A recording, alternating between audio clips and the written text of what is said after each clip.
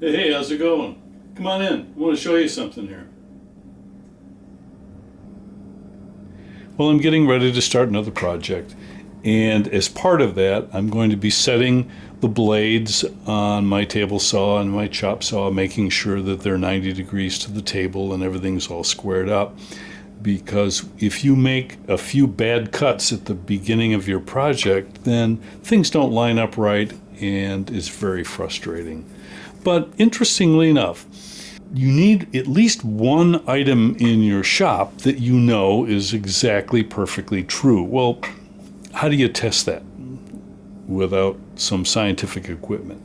Well, the standard way, here's a drafting square. The standard way is take a true edge. In this case, I have a piece of extruded aluminum here.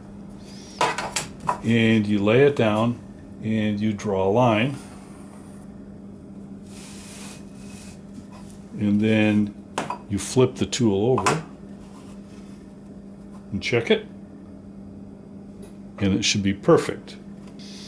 This sort of exaggerates the error because if it's slightly tipped at that angle, when you flip it over, it will tip at that angle and it will really demonstrate the error. The error is half of what it shows, but still is quite significant. Now, this is a drafting square, and I've used it for drawing and other things, but I know it to be accurate because I've done this test.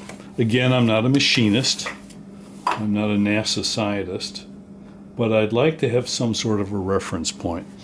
Well, some time ago, I bought this at one of the Fancy Pants wood stores, and it has two edges that agree with my drafting square, but oddly enough, not the third edge, the main base edge. When you set it down and you try and match it up, it's not going to be true over a long dimension. But this way, it's very accurate. Oddly enough again, another piece of equipment that I bought at the Fancy Pants wood store. The bottom is not even straight. It rocks and does this. So this is not even perfectly straight, and it failed the test. They included a screw in here so that I guess you can adjust it. I did not have a lot of luck trying to adjust it, and then once I did, I sort of didn't trust it. These combination squares I use all the time, but I mostly use them for marking short distances, and I use them as a depth gauge to show me dimensions. I don't really use them to show a perfect 90-degree angle, and that's because there's two little points of metal here and here that can get damaged over time, and so this metal ruler can rock back and forth, and this little one here is not too bad. It's pretty close. I've got this one and this one that were not so close. But I don't use them for that. Oddly enough, I went to the big box store, and instead of $30, this was $4, and this was, I think, $7.